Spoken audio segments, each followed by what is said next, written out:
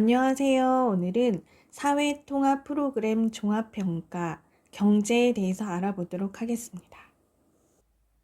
먼저 시장경제 체제에 대해서 알아보면 사유재산 제도를 토대로 하여 재산의 사유가 인정되는 사회 제도를 토대로 하여 자유경쟁의 원칙에 의해 시장에서 가격이 형성되는 경제체제를 시장경제체제라고 합니다. 쉽게 말하면 판매자와 구매자가 서로 만나 거래가 이루어지게끔 하는 제도를 시장경제체제라고 합니다. 두 번째, 화폐에 대해서 알아보면 한국의 화폐는 동전, 지폐, 수표가 있으며 그 외에 각종 카드 및 모바일 결제 서비스 이용도 늘고 있는 추세입니다. 화폐 중 먼저 동전에 대해서 알아보면 1원, 5원, 10원, 50원, 100원, 500원이 있죠. 그 동전마다 그림이 그려져 있는데 1원에는 무궁화가 그려져 있고 5원에는 거북선이 그려져 있으며 10원에는 다보탑이 그려져 있고 50원에는 벼 이삭이 그려져 있고 100원에는 이순신 장군이 500원에는 학 또는 두루미가 똑같은 새인데 학이라고 부르기도 하고 두루미라고 또 부르기도 하거든요. 그래서 학 또는 두루미가 그려져 있습니다.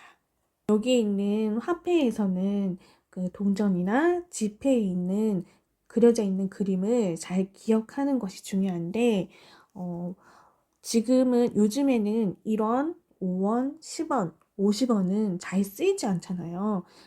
시간이 부족하신 분들은 시간이 얼마 남지 않으신 분들은 50원, 100원, 500원만 외우셔도 충분히 합격률을 높일 수 있으실 거라고 생각이 됩니다. 그리고 여기 100원에 보시면 이순신 장군이 그려져 있잖아요. 이순신 장군은 역사적으로도 아주 중요한 인물인데 조선시대 이순신 장군은 난중일기라는 책의 저자로 거북 모양의 전투선인 거북선을 만들어 임진왜란에서 일본의 침략에 맞서 큰 승리를 거뒀고 마지막 전쟁인 노량대첩에서 전사한 인물입니다. 네, 이순신 장군은 중요한 부분이니까 꼭 기억하시면 도움이 되실 것 같아요. 두 번째, 지폐를 살펴보면 1,000원권에는 태괴 이황이 그려져 있고 5,000원권에는 율곡이이, 만원권에는 세종대왕, 5만원권에는 신사임당, 그리고 수표가 있습니다. 1,000원권에 그려진 태계 이황은 조선 중기 평생 동안 학문 연구에 힘써서 성리학을 체계화하였고 도산 서당을 세워 제자를 길러내는데 힘쓴 인물입니다. 사후에 죽은 후에 돌아가신 후에 제자들이 이황의 학문과 덕행을 기리기 위해 도산서원을 세웠다는 것을 기억하시면 됩니다. 그리고 이제 5,000원권에 그려진 율곡이인은 퇴계 이황과 함께 조선시대 최고의 성리학자이며 어머니가 심사임당인 것이 특징입니다. 만원권에 그려진 세종대왕은 조선시대 4대왕으로 훈민정음, 장제, 그리고 과학기술 및 문화발전에 힘쓴 왕이며 5만원권에 그려진 심사임당은 조선 중기의 화가이자 글을 쓰는 사람이며 율곡이 5,000원권에 그려진 여기 율곡이의 어머니로 현모양처가 뭐냐면요. 마음이 너그럽고 착하며 슬기로운 어머니이자 착한 아내를 현모양처라고 해요. 그래서 현모양처를 상징하는 인물이 신사임당입니다. 그리고 마지막 수표는 그림은 그려져 있지 않아요. 그냥 금액만 있는데 이 수표는 큰 금액의 돈을 대신하여 은행에서 발행된 화폐를 수표라고 합니다. 그래서 수표는 금액이 달라질 수 있어요. 어떤 수표는 10만 원권이 될 수 있고 어떤 수표는 100만 원, 어떤 수표는 1000만 원권 이렇게 금액이 달라질 수 있는 은행에서 발행한 화폐를 수표라고 합니다. 세 번째, 기타 화폐를 살펴보면요. 먼저 신용카드, 여기 네모 보이시죠? 네, 이렇게 생긴 신용카드는 상품이나 서비스의 대금 지급을 은행이 보증하여 일정 기간 뒤에 지급할 수 있도록 하는 신용 판매 제도에 이용되는 카드입니다. 그리고 이제 모바일 결제는 요즘에 TV 광고에도 많이 나오죠. 카드, 그리고 현금, 그런 거 다 필요 없이 핸드폰만 들고 다니면 모바일에 핸드폰에 그런 결제 시스템이 설치되어 있으면 결제가 가능하도록 하는 휴대폰, 스마트폰, 태블릿 PC 등의 모바일 기기를 통해 온 오프라인 상에서 제품 또는 서비스를 구매하는 기술을 모바일 결제라고 합니다. 두 번째, 한국의 경제 발전에 대해서 살펴보면 먼저 한강의 기적. 이 한강의 기적은 6.25 전쟁 이후부터 이루어진 급격한 경제 성장을 나타내는 말입니다. 이 한강의 기적은 정부와 국민들이 힘써 노력한 결과 1인당 국민 소득은 한 명당 소득 벌어들이는 돈이 1953년 67달러에 불과했지만 1997년에는 1000달러, 2000년에는 10,000달러를 넘어섰으며 최근 2021년에는 34,000달러를 넘어섰습니다. 점점 늘어났죠. 네, 이렇게 가난했지만 빠른 성장을 이룬 것으로 인해 한강의 기적이라는 말이 나오게 되었습니다. 그리고 두 번째, 새마을 운동은 1970년부터 시작된 범국민적 지역사회개발 운동으로 근면, 자조, 협동의 기본 정신과 실천을 범국민적, 범국가적으로 추진함으로써 국가 발전을 가속적으로 촉진시키려는 목적으로 진행된 운동입니다. 범국민적, 국민 전체가 함께 참여했다는 거거든요. 그래서 새마을 운동이 일어나면서부터 경제가 점점 더 발전하게 되었습니다. 세 번째, IMF 외환 위기가 있는데요. 이것은 1997년 외환 부족으로 우리나라 정부가 IMF라고 하는 국제통화기금에 자금 지원을 요청한 사건을 말합니다. IMF라는 기구에 이제 돈을 빌려달라고 요청한 사건인 거죠. 그래서 공기업의 민영화, 이제 공기업이 이제 개인이 운영하는 회사로 바뀌거나 부실 기업의 정리, 힘든 기업이 이제 문을 닫거나 노동자 정리해고의 간편화 등으로 인해 실업자와 비정규직 노동자가 늘어나서 고용이 불안해졌으나 근무기 운동 등 여러 노력으로 인해서 2001년 IMF 관리 체제를 일찍 끝나게 되었습니다. 네 번째, 한국의 경제 성장의 과정을 보면은 먼저 한국의 공업화를 볼 수 있습니다. 1962년 1차 경제개발 5년 계획이 착수되면서 본격적으로 이루어졌는데 공업 부분이 급속하게 성장함에 따라 제조업 일종이나 생산 품목이 크게 다양화되었고 여러 가지 많아졌고 경제 성장을 주도하는 업종도 시기에 따라서 바뀌게 되었습니다. 그리고 이제 한국 수출품을 보면은요, 1950년대에는 원면, 원당, 소맥 등 원조 물자와 결합된 산업들이 수출이 되었고 60년대를 보면 소비재 부분의 수입 대체로 직물 또는 의류 등의 수출 산업이 많아졌습니다. 그리고 70년대를 보면은 철강, 비철금속, 석유화학 등 기초 소재 산업과 조선, 전자, 자동차, 기계 등 본격적인 중화공업이 경제 성장을 선도하는 산업의 기술 집약적 성격이 뚜렷해졌습니다.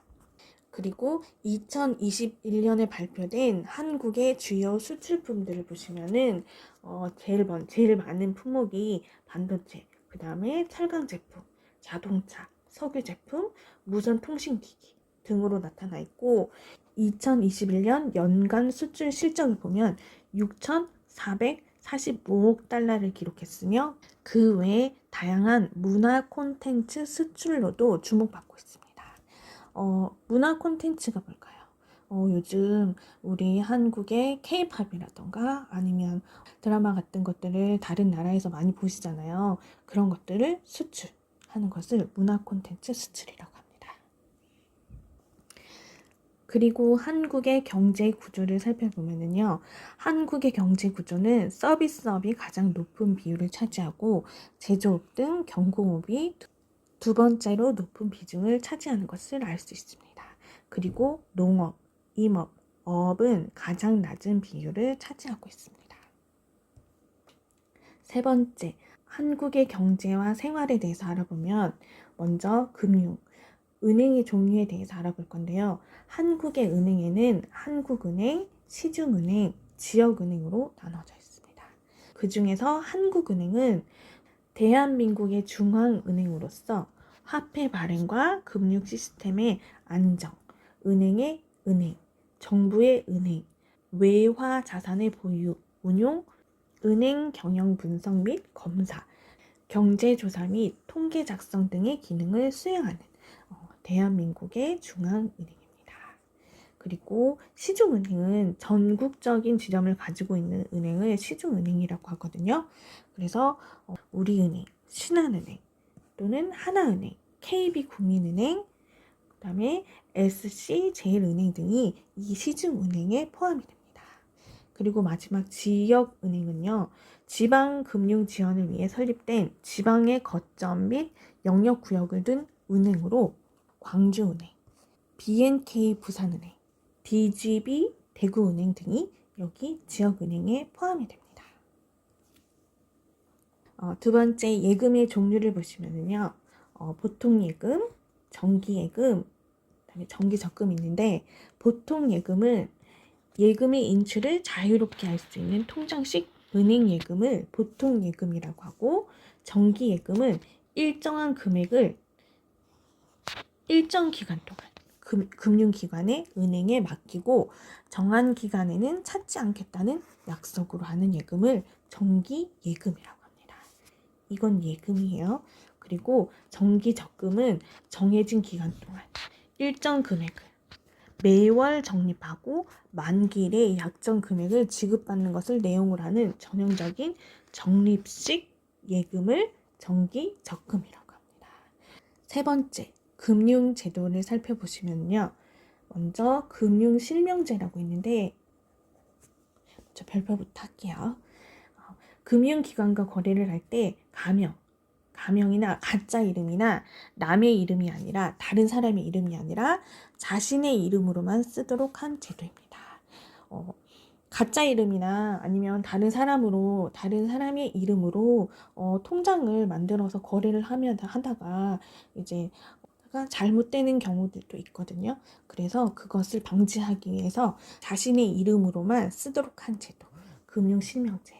이거 시험 문제 잘 나오거든요. 요거 꼭 기억하시고 그 다음 예금자 보험제도는 금융기관의 부도 등으로 고객의 금융자산을 반환받지 못할 경우 예금보호기금을 통해 일정 금액 한도 내에서 돌려주는 제도예요.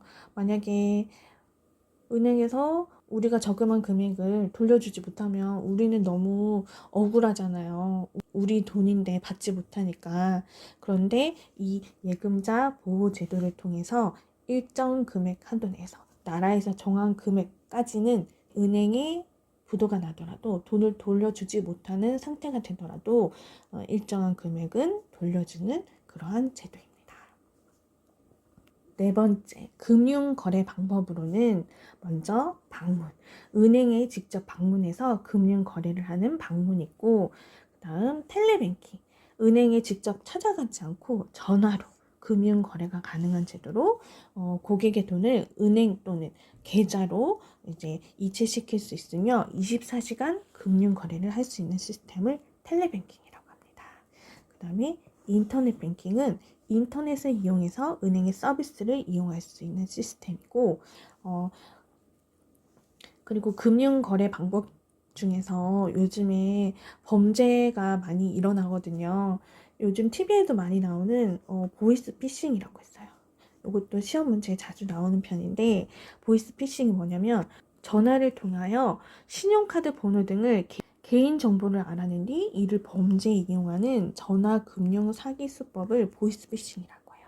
전화로 개인정보를 묻는 것들은 이런 범죄일 수 있으니 되도록이면 알려주지 않는 것이 좋아요. 두 번째, 한국의 생활에 대해서 알아보면 먼저 시장이 있죠. 시장은 여러 가지 상품을 사고 파는 일정한 장소를 시장이라고 합니다. 이 시장에는 세 가지 종류가 있는데 먼저 정기시장은 일정한 기간의 간격을 두고 정기적으로 열리는 시장을 정기시장이라고 하며 정기시장의 예로는 3일장 또는 5일장이 있습니다. 그리고 상설시장이 있는데 이 상설시장은 정해진 기간이 없어요. 그래서 언제든지 이용할 수 있고 여러 가지 상품을 사고 파는 장소를 상설시장이라고 합니다. 이 상설시장의 예로는 슈퍼마켓, 마트, 재래시장 이런 것들이 상설시장에 포함이 됩니다. 그리고 통신 판매가 있는데요. 이 통신 판매는 통신수단으로 주문을 받고 상품을 파는 방법입니다. 이 통신 판매의 예로는 인터넷 쇼핑, 그 다음에 TV 홈쇼핑 이런 것들이 통신을 통한 판매가 되겠죠. 우리가 물건을 사고 파는 데 있어서 알아야 될 것들이 있는데 먼저 유통기한 표시제.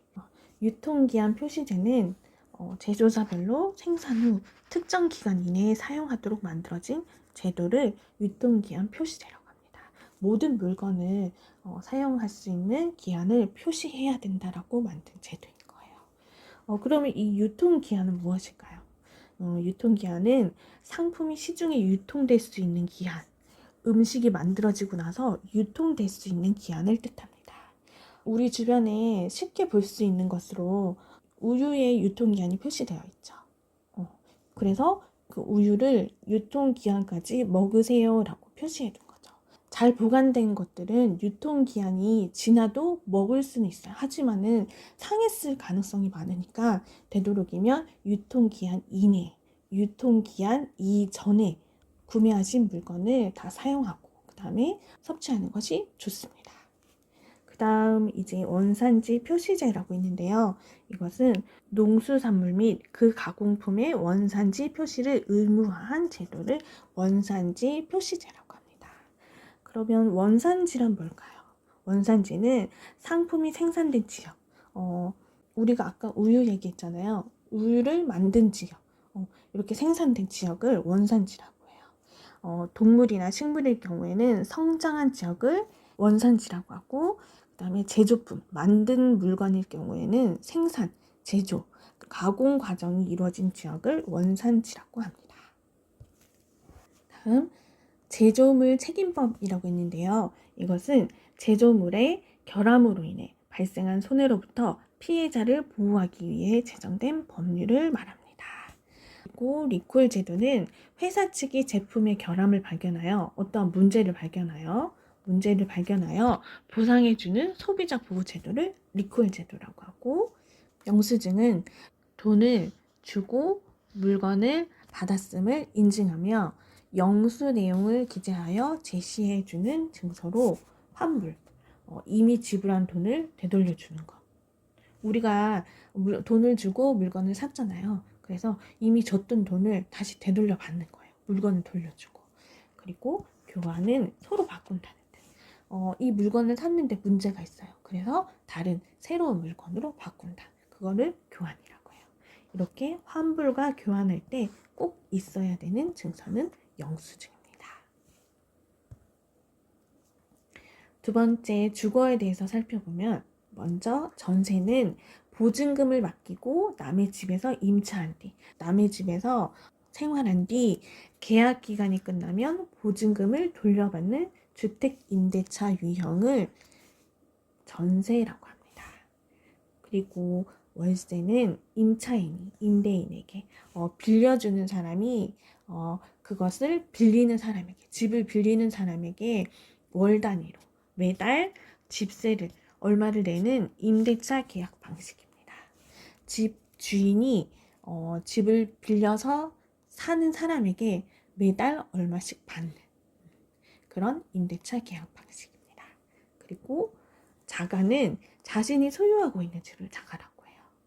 그리고 이제 우리나라의 문화가 있는데 새 집에 들어가거나 이사를 한 후에는 이웃이나 아니면 친지, 친구를 불러서 집을 구경시키고 음식을 대접하는 문화가 있는데 그것을 집들이라고 합니다. 그리고 우리가 또 이제 주거에 대해서 알면서 꼭 알아야 될 법이 있는데 주택임대차보호법이라고 있어요. 이게 뭐냐면 주택이나 상가 건물의 임대차에 대한 권리를 보호하기 위한 법률입니다. 다음 층간소음 이웃사이 센터라고 있는데요. 이 센터가 뭐냐면 층간소음 요즘 아시죠? 위층에서 너무 콩콩콩 뛰어서 아래층에서 너무 시끄럽다고 하고 이런 문제들이 많이 생기잖아요. 이런 층간소음을 현장 진단 및 아파트 단지별 맞춤 교육 서비스를 제공하여 당사자 간의 이해와 갈등 완화를 유도하는 기관을 층간소음 이웃사이 센터라고 합니다. 이것도 요즘 사회적으로 많은 문제가 되다 보니까 문제에 자주 나오는 편이거든요. 그래서 이것도 기억하시면 도움이 되실 것 같아요. 그 다음 이제 계약서는 계약이 성립되었음을 증명하기 위하여 작성하는 서류로 집거래할 때 꼭 작성해야 됩니다. 집거래할 때 이거를 작성하지 않으면은 이렇게 다양한 문제들이 발생할 수 있거든요. 그래서 집거래하실 때 꼭 작성하셔야 된다는 거 기억해 주세요. 그 다음에 등기부 등본은 부동산에 관한 권리 관계를 적어두는 등기부를 복사한 증명문서로 집이나 땅, 건물 등과 같은 부동산 계약을 할 때 계약자가 실제 주인인지 아니면 은행에 빚은 없는지 압류는 없는지 그리고 또 다른 법적인 문제는 없는지를 반드시 확인해야 되는 문서예요. 이것도 나중에 집 계약하실 때 꼭 확인하셔야 돼요. 꼭 해야 되는 게 계약서, 등기부 등본. 그 다음에 이제 전입신고는 거주지를 옮길 때에 살던 곳을 옮길 때에 새로 살게 된 곳에 관할 관청에 그 사실을 알리는 일, 그 서류를 전입신고랍니다. 그리고 확정일자는 법원 또는 행정복지센터 등에서 주택임대차 계약을 한 날짜를 확인해 주기 위해 임대차 계약서에 도장을 찍어주는 날짜를 확정일자라고 합니다. 기억하셔야 될 게 집을 구하실 때 한국에서 집을 구하실 때 꼭 하셔야 될 게 계약서 작성 그리고 등기부 등본 확인. 네, 요거는 꼭 기억하셔서 피해 입는 일이 없도록 하시는 게 좋을 것 같아요. 세 번째, 세금은 국가 또는 지방 공공단체가 필요한 경비로 사용하기 위하여 국민이나 주민으로부터 거두어 들이는 돈을 세금이라고 합니다. 이 세금 중에는 소득세라고 있는데요. 이 소득세는 개인이 한 해 동안 벌어들인 돈에 대하여 액수별 기준에 따라 매기는 세금입니다.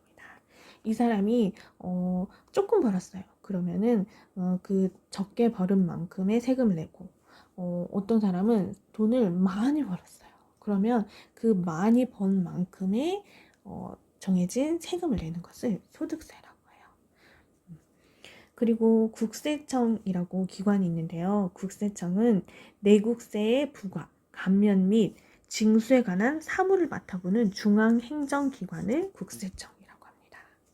그리고 세무서는 국세청 산하, 지방국세청에 소속되어 관할 구역의 내국세의 부과, 감면, 징수 등에 관한 사무를 담당하는 세무행정기관을 세무서라고 합니다. 여기 보시면은 내국세의 부과, 감면, 징수, 내국세의 부과, 감면, 징수 똑같잖아요. 똑같은 일을 하는 곳이라서 굉장히 헷갈려 하시는데 국세청은 중앙행정기관이라는 거, 세무서는 세무행정기관이라는 거 요거 구분하셔서 기억하시면 도움이 되실 것 같아요.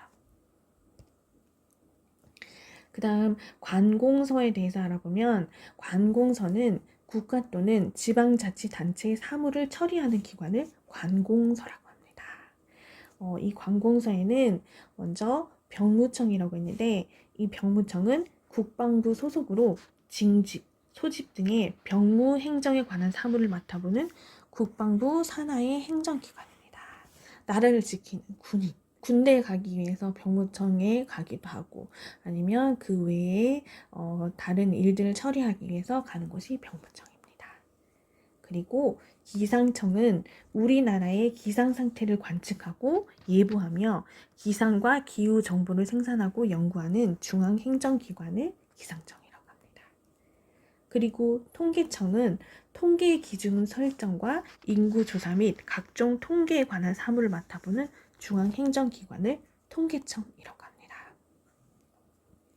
보시면 국방부 소속 병무는 병무청, 기상상태, 기상기후정보는 기상청, 그리고 통계기준 설정, 각종 통계에 관한 사무를 맡아보는 곳은 통계청. 이렇게 기억하시면 조금 더 쉽겠죠. 네. 그리고 산림청은 산림의 보호, 나무, 산 이런 걸 말하는 거죠. 산림의 보호, 육성, 산림 자원의 증식과 임산물의 이용 개발 및 산림 경영 연구와 개선 업무를 관장하는 농림축산식품부 소속의 중앙행정기관을 산림청이라고 합니다. 그리고 소방청은 소방 및 방화, 방제, 대국민 신변 안전 관리 및 감독, 재난 대비 및 복구 관리, 사후 관리 대책 등의 사무를 관장하기 위한 중앙행정기관입니다. 그리고 소방청 아래에 있는 기관이 소방서거든요. 소방서는 우리 많이 들어봤죠. 화재 예방과 진압, 인명구조와 구급 등의 업무를 담당하는 행정기관으로 화재를 예방하고 진압하는 등의 소방 업무를 담당하는 행정기관입니다. 여기서도 이제 헷갈리시는 게 소방, 재난 대비 막 이렇게 돼 있잖아요. 근데 소방서도 화재 예방, 그 다음에 뭐 진압 이렇게 다 비슷하죠. 이때 구분하는 방법은 소방청은 똑같이 소방에 관련된 일을 하지만 중앙행정기관이라는 거고, 소방서는 화재 예방, 진압 같은 일을 하지만 소방 업무를 담당하는 행정기관이라는 걸 구분하셔서 기억하시면 도움이 되실 것 같아요. 우체국은 우편 업무, 즉 편지나 소포 등을 모아 배달하는 일을 하는 곳으로 우편, 우편환, 우편대체, 우체국 예금, 우체국 보험에 관한 사무를 시행하기 위한 기관입니다. 우편물, 편지에 관한 곳은 우체국, 이렇게 기억하시면 돼요. 그리고 산림청, 산림의 보호, 산림자원, 산림청, 이렇게. 네. 5번째, 통신수단. 통신수단으로는 먼저 우편이 있는데 우편으로 전달되는 서신이나 물품을 통틀어 이르는 말입니다. 우편이 뭘까요? 이렇게 편지, 종이죠. 종이에다가 편지를 써서 우표를 붙여서 우리가 우체통에 넣으면 우체부 아저씨가 그것을 이렇게 모아가지고 각 집에 배달해 주는 것을 우편이라고 하죠. 그리고 메일은 컴퓨터 단말기 이용자끼리 통신 회선을 통해 주고받는 글을 메일이라고 합니다. 우리 막 컴퓨터로 이메일 보내잖아요. 이메일로 컴퓨터로 톡톡톡톡 종이 쓰지 않아도 이렇게 바로 보내고 또 바로 받을 수 있는 그것을 메일이라고 합니다. 6번째 의료는 먼저 약국. 우리 주변에 약국 많죠. 네, 약국은 약사가 처방에 의해서 약을 지어주는 곳이에요. 처방. 의사가 이 환자에게는, 이 사람에게는 이러이러한 약을 주어야 합니다. 이러한 처방이 있어야지 약을 지어주는 것이고, 그리고 이 처방전이 없어도 살 수 있는 약들이 요즘에는 많거든요. 네. 하지만 우리가 기억해야 될 것은 약국은 약사가 처방에 의하여 약을 지어주는 곳이라고, 이렇게 기억하시면 도움이 되실 것 같아요. 그리고 처방전은 우리 병원에서 진료를 보면은 진료를 보고 나서 거기서 바로 약을 받는 게 아니라 하얀 종이를 주죠. 네, 그게 바로 처방전이에요. 이 처방전은 의사가 환자를 치료하기 위해 필요한 약제, 약에 대해서 기재하면서 이 환자에게 이러이러한 약을 주세요라고 적어놓은 문서를 처방전이라고 합니다. 그리고 예방접종은 전염성 질환을 예방하기 위해 동력, 독이 약하게 된 균이나 죽은 균 또는 독소를 인체에 주사하는 것이에요. 우리가 이번에 코로나 예방 접종도 맞으셨죠? 네. 그리고 독감 예방 접종도 이렇게 맞는데, 이제 예방 접종은 어떠한 병에 대한 병균을 아주 조금 우리 몸에 이렇게 넣어서 그 병균과 싸워서 이길 수 있는 힘을 키우게 만드는 게 예방 접종인 거예요. 그다음 보건소는 국가보건 행정의 합리적인 운영과 국민 보건 향상을 도모하기 위한 의료기관입니다. 네, 7번째, 대중매체에 대해서 알아보면 먼저 신문은 사회에서 발생한 사건에 대한 사실이나 해설을 널리 신속하게 전달하기 위한 정기 간행물로 기사를 실은 종이를 신문이라고 합니다. 그리고 라디오는 방송국에서 일정한 시간에 음악, 드라마, 뉴스, 강연 등을 보낸 전파를 수신하여 음성으로 바꿔주는 기계장치. 라디오는 눈으로 볼 수는 없지만 귀로 들을 수 있는, 귀로만 듣는 방송이죠. 그리고 TV는 전파 신호를 받아 그것으로 영상을 보여주는 전자기기. 눈으로도 보고 귀로도 듣는 그런 전자기기를 TV라고 하죠. 네. 8번째, 일반 상식에 대해서 알아보면요. 긴급 전화번호라고 있어요. 우리가 살아가면서 위급할 때가, 도움이 필요할 때가 있잖아요. 그럴 때 꼭 알아둬야 될 번호인데, 먼저 범죄 신고, 도둑이 들었다거나 누군가가 나를 해치려 하거나 이런 위험한 상황이 됐을 때는 바로 112로 전화하시면 되고, 여기가 어딘지 아시죠? 경찰. 그리고 불이 났거나 아니면 무슨 일을 당해서 위험한 상황이 됐거나 구조가 필요할 때, 이럴 때는 119, 여기는 소방서 구급대. 네, 이렇게 전화하시면 됩니다. 요거는 꼭 기억하셔야 돼요. 요것도 문제에 한 번씩 잘 나오니까. 그리고 우리나라에서 개최된 올림픽과 월드컵이 있는데, 먼저 88 올림픽은 1988년 한국의 서울에서 개최된 제24회 하계 올림픽 경기대회입니다. 그리고 2002년 한일 월드컵은 2002년에 한국과 일본이 공동 개최한 월드컵 축구 대회는 한일 2002 한일 월드컵이라고 합니다. 그리고 2018 평창 동계 올림픽은 2018년 2월 9일부터 25일까지 대한민국의 강원도 평창군에서 열렸던 동계 올림픽 대회를 2018 평창 동계 올림픽이라고 합니다. 그리고 마지막으로 한국을 빛낸 사람들이 있는데요. 한국을 빛낸 위인들이 굉장히 많잖아요. 역사 속 위인들도 있지만 이제 최근에 한국을 빛낸 분들을 알아보면, 먼저 2000년 한국인 최초로 노벨 평화상을 수상한 인물이 있는데 바로 김대중 전 대통령입니다. 김대중 전 대통령은 2000년 한국인 최초로 노벨 평화상을 수상한 인물이고, 그리고 반기문 총장은 한국인 최초로 유엔 사무총장이 되셨던 분이에요. 그리고 김연아는 피겨스케이팅 선수로 대한민국 최초의 올림픽 메달리스트, 세계 선수권 대회 메달리스트입니다. 그리고 박태환은 대한민국의 수영 역사상 최초로 2008년 베이징 올림픽 자유형 400m에서 금메달과 자유형 200m에서 은메달을 획득한 한국을 빛낸 사람 중에 한 명입니다. 주요 개념 문제를 풀어보도록 하겠습니다.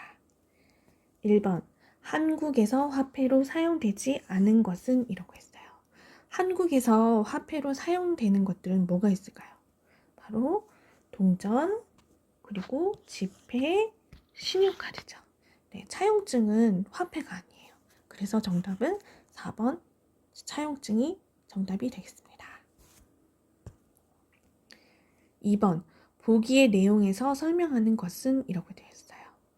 보기를 보시면 사유재산 제도를 토대로 하여 자유 경쟁의 원칙에 의해 시장에서 가격이 형성되는 경제체제로 판매자와 구매자가 서로 만나 거래가 이루어지게끔 하는 제도이다 라고 되어 있어요. 자, 이것은 무엇일까요? 바로 시장 경제 체제를 말하는 거죠. 다음 3번. 한국의 경제 성장 과정에 대한 설명으로 옳지 않은 것은 이라고 되어 있어요. 1번. 1962년 제1차 경제개발 5개년 계획이 착수되면서 한국의 공업화가 이루어졌다라고 되어 있어요. 이것은 맞을까요? 네, 맞죠. 그 다음, 공업 부분이 급속하게 성장함에 따라 특정 부분의 수출만 늘어났다라고 되어 있어요. 특정 부분의 수출만 늘어났을까요? 아니요, 다양하게 이루어져 있죠. 그 다음에 최근 문화 콘텐츠 수출로도 주목받고 있다. 네, 맞죠. K-pop 그리고 드라마, 그 다음에 뭐 애니메이션 등도 있죠. 그 다음에 주요 수출품으로 반도체, 철강 제품, 자동차 등이 있다. 네, 맞아요. 그래서 3번의 정답은 2번이 되겠습니다. 4번. 큰 금액의 돈을 대신하여 은행에서 발행된 화폐는 이라고 되어 있어요. 큰 금액의 돈을 대신하여 은행에서 발행된 화폐래요. 자, 이것은 무엇일까요? 바로 수표죠. 네, 그래서 정답은 3번이 되겠습니다. 5번. 보기의 내용에서 설명하는 것은 이라고 되어 있어요. 보기에 금융기관과 거래할 때 가명이나 남의 이름이 아니라 자신의 이름으로만 쓰도록 한 제도이다 라고 되어 있어요. 가명이 아니라 남의 이름이 아니라 자신의 이름으로만 쓰도록 한 제도. 이게 뭘까요? 바로 금융실명제죠. 그래서 정답은 1번이 되겠습니다. 6번. 한국의 경제 구조 중 가장 높은 비율을 차지하는 것은 이라고 되어 있어요. 한국의 경제 구조 중 가장 높은 비율을 차지하는 것. 제가 그 앞쪽에 보여드렸죠. 네, 바로 2번 서비스업이죠. 네. 7번. 한국의 세금에 대한 설명으로 옳지 않은 것은 이라고 되어 있어요. 1번. 국세청은 내국세의 부과, 감면 및 징수에 관한 사무를 맡아보는 중앙행정기관이다. 네, 맞죠? 소득세는 개인이 벌어들인 돈에 대하여 액수별 기준에 따라 매기는 세금이다. 네, 이것도 맞아요.